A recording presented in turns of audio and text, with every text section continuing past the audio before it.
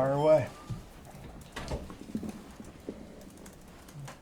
So, Coach said starters play a little bit here. How do you approach this game, even though it's preseason with them having that time off that they had last week? Really the same way. I think what's great about this is it really allows us as coaches and players to really focus and prepare, kind of even for us as coaches, get back to the building, get into a mindset of what we do during the season as far as keeping the schedule the same. Like for today, for instance, I don't know what day it is in the real world, but for us it's a Thursday. Today's a Thursday, so we're doing a Thursday practice. And I think for us as coaches, we have some new guys on staff, offense, defense, special teams, so it allows us to get through that. And then for instance, the quarterbacks, the process they go through.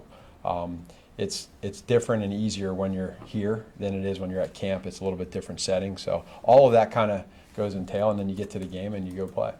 Two games with the new side of the left offensive line. You feel like you've seen enough to have confidence in the protection going into the regular season? I feel really good right now where it's at, and I think that's a credit to Coach Heck and Coach Mattei, and then obviously the players there on that left side. They've done a great job. Josh has done great. He's really, I think every day he gets a little bit better. He feels more confident, which is natural. So we want to keep that going. There's still going to be times where some things happen, and that's okay. Let's just learn from it and then just try to eliminate those as much as we can.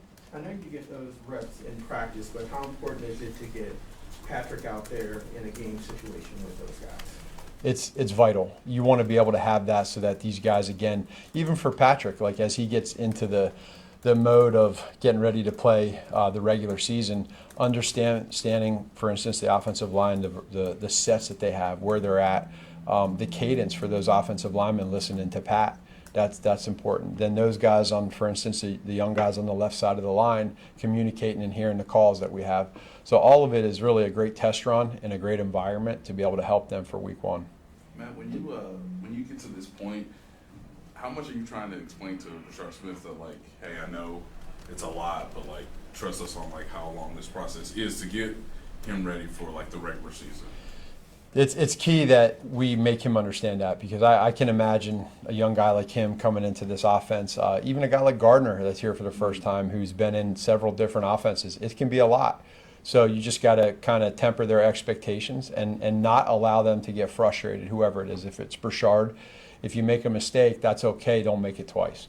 And then when you get a chance to get on the football field like he did last week, he made some good plays, and he did a good job there. So, but can you follow that up and continue with that is the key. Coach Toad mentioned, that for a guy like Tyquan, looked like he's going to make the team, he's going to find a role for him on special teams. If you end up with, a guy like Sky or Nico that ends up being a seventh receiver, do you have the converse challenge of trying to figure out how to best use them on the offensive side? Yeah, and I think it's a really good situation for us when you have that. One of the things that Coach Reed, Brett Veach, Tobe on special teams, they do a great job of trying to figure out, okay, if this guy is on the roster, how can we maximize what he does best? And then vice versa. If there's a guy that's a special teams guy and we need him in a certain role, like how do we get him in the offense and use him? Because you want to maximize those guys that are up for game day. And you want to try to stay away from having a guy that's playing 4 or 5, 6 plays a game. You'd like to use those guys as much as possible, but the coaches do a good job with that.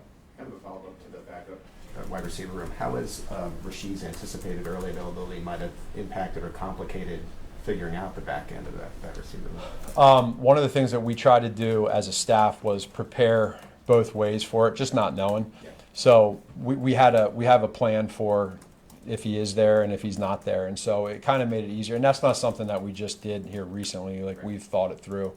And there is a little bit of juggling in training camp, not only just with that, but also his health, making sure that you balance both of those together. So Coach Embry's done a great job of doing that, and I think we have a solid plan in place. Last couple. I want to ask about the touchdown to Robert Tonyan there that Minshew threw. Yeah. Is he finding his own space there? Is that his route to stop on that play? Is that something that he spots in the coverage? No, he did some scrambling on that, and we told him after the play on the sideline, that's a great job listening to Coach Connor in training camp on the scramble rules. He was supposed to run he had a corner route, which is pretty obvious on that play, and then he just kind of saw what was happening, slipped back inside, and then Gardner made a heck of a throw. Being able to see that throw across his body, that's one of those ones as a quarterback coach, you're like, no, no, no, no, no, yes, yes, yes, that was great. But that was just him playing football. He's had a great camp. Yeah, and then on the left side of the offensive line that the Pete asked about, how much of, I don't know whether it's playbook expansion, just how much of do you have to have in mind the fact that those guys are going to go through some educational stuff in the first part of the season? We really we try to understand that on the front end, whether it's right when you get into training camp. It's nice because when you get in training camp, you put on the pads. So now you gotta let them play. You got to see what they can do. So the one-on-one reps too are great, which a lot of people don't see. But when they're getting these one-on-one reps during our 7-on-7 periods, that's valuable time. So we put all that together, and then now they get these preseason games, and so now that's all very real for them for timing. And now it's our job as coaches to make sure that we coach them the right way to help them develop. Last one, Nate. Matt, I imagine, and work with me here, I imagine when you go through the scheme evaluation, short yardage is obviously of big importance. Mm-hmm. You also know, too, that you guys have not ran a quarterback sneak since October of 2019. Yeah. Does that encourage more creativity in terms of short yardage type plays, or has there been discussions about, hey, if Pat wants to have the freedom, has the ability to do it, you guys could return back to a more traditional style of short yardage plays?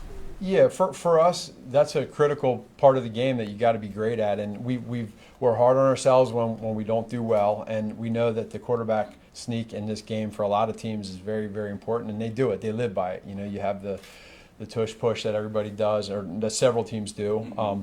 Obviously, we don't live in that world, but schematically, we feel like we have our own ways of kind of getting to that quarterback sneak, even if it's not that play. But then there also is maybe the element of surprise when that does come. You never know, right? So I think that's kind of an advantage to us.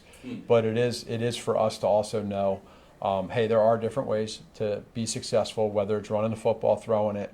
And that's where I think, a lot of credit to Coach Reed and Coach Heck in the run game with that part of it. Yeah, you say you're not in the tush-push world. Mm-hmm. Who, I guess, among the crew is saying maybe we should do that? Or is it just an acknowledgement that, hey, like, if we're not doing that, it gives us more options than, say, teams that are leaning towards being in that tush-push world? Well, I'm telling you that we're not in the tush-push world, but maybe we are and you don't know it. So I'm just not going to say it right now. That would be pretty sweet if now you don't really know. Right, So maybe we come out the first 3rd and 1 and do it.